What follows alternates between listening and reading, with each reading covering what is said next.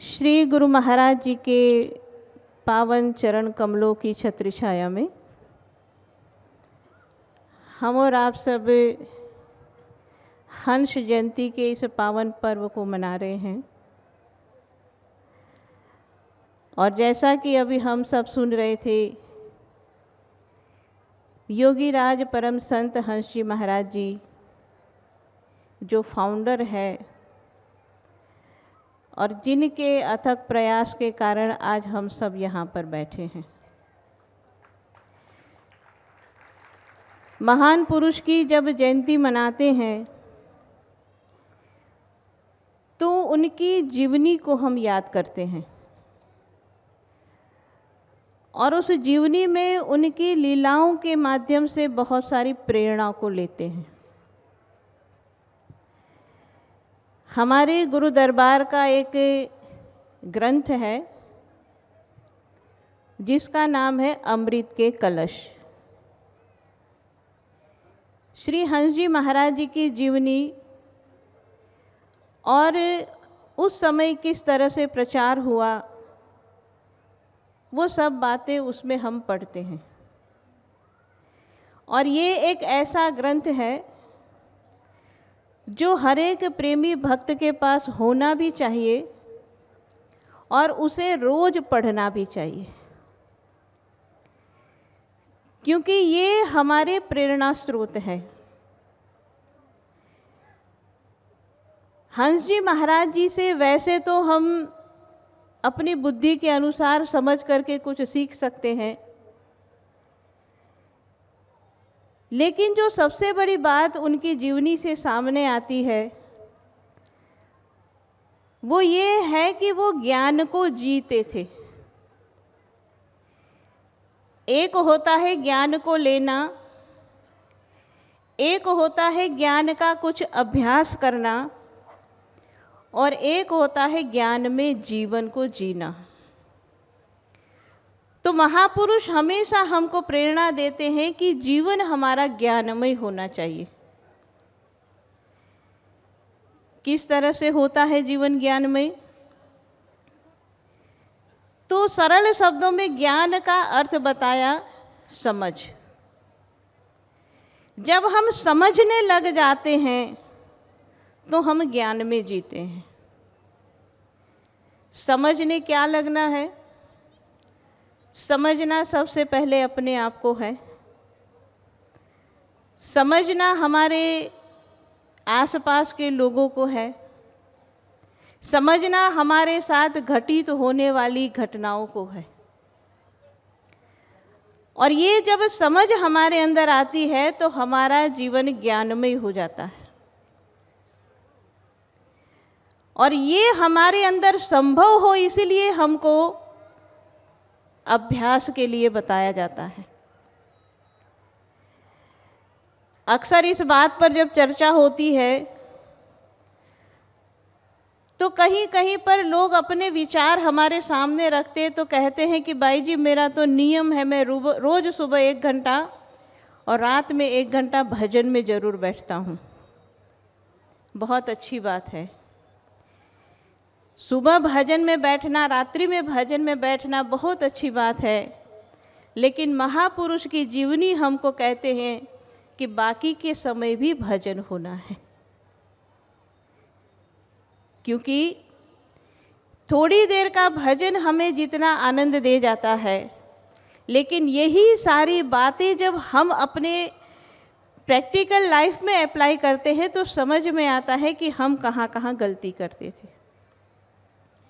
और इसी बात को किस तरह से हम अपने जीवन में समझें, ये बहुत ज़रूरी है। इसलिए कहा ज्ञान लेना और ज्ञानी होने में बड़ा फ़र्क होता है। देखो जीवन में हम सुबह से लेकर के रात्रि तक कितने सारे कामों को करते हैं, लेकिन कुछ ऐसे काम हमसे होते हैं जिसके कारण हम एक स्टेप आगे बढ़ने के बाद 4 स्टेप पीछे आ जाते हैं। अभी कुछ समय पहले कहीं पर हमारा एक प्रोग्राम था, हमने ये बात सत्संग में उनको बताई कि आप मेडिटेशन खूब करते हो, अच्छे कार्यों को खूब करते हो, लेकिन उसके साथ साथ आप नेगेटिव एनर्जी भी बहुत सारी कमाते हो। कहाँ से कमाते हैं? तो हम नेगेटिव एनर्जी सबसे ज़्यादा कमाते हैं हमारे फ़ोन से। फ़ोन जो है हमारा,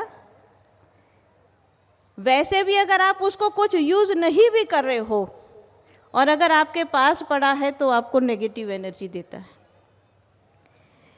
कुछ समय पहले, 2-3 साल पहले, वहीं पर हमारे मॉरिशस के अंदर हम लेडीज़ के लिए एक मीटिंग करते थे। कुछ बहनें आती थी, बैठते थे, हम बातचीत करते थे। तो हम अक्सर कहते हैं कि भाई गुरु महाराज जी के सत्संग रोज़ हमें सुनने या पढ़ने ज़रूरी है। तो हमारी एक बहन कहने लगी, भाई जी पत्रिका में तो हम पढ़ सकते हैं, लेकिन अगर हम YouTube में रोज़ महाराज जी का सत्संग सुन ले तो। हमने कहा बहुत अच्छी बात है, YouTube में हमारी मानव धर्म चैनल है।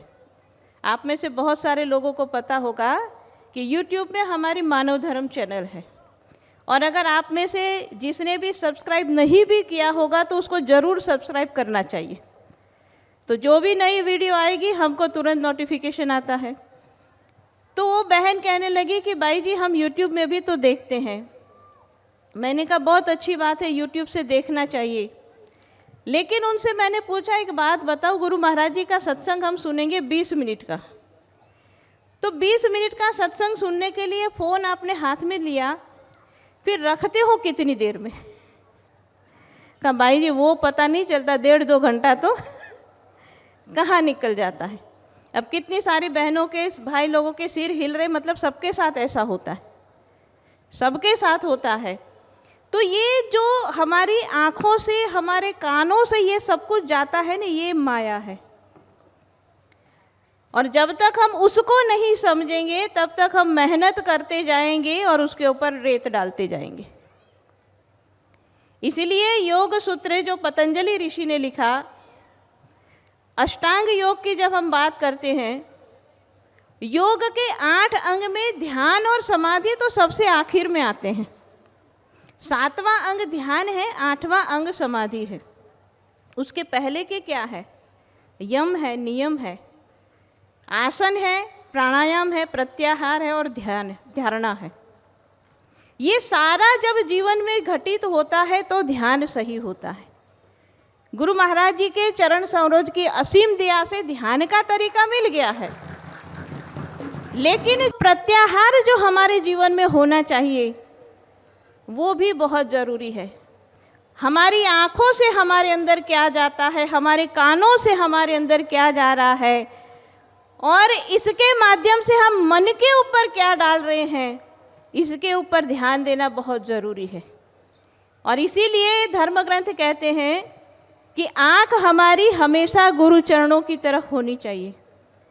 हम अपनी आँखों के ऊपर इतना संयम रखें कि फालतू जगह नज़र न जाए, और हम संयम के साथ इन आँखों को, अगर हमारे पास कोई काम नहीं है, गुरु दरबार का हमारे पास साहित्य है, पत्रिकाएं हमारी है, क्यों न हम अपनी आँखों को उस पत्रिका के साथ जोड़ें, तो अच्छा संदेश भी जाएगा, मन के ऊपर अच्छी इम्प्रिंट बनेगी और प्रत्याहार भी हो जाएगा। तो प्रत्याहार के माध्यम से इंद्रियों का जो दुरुपयोग हम करते हैं उससे बचना जरूरी है। और महापुरुष की जीवनी हमको यही सिखाती है कि ज्ञानमयी जीवन कैसे जीना है।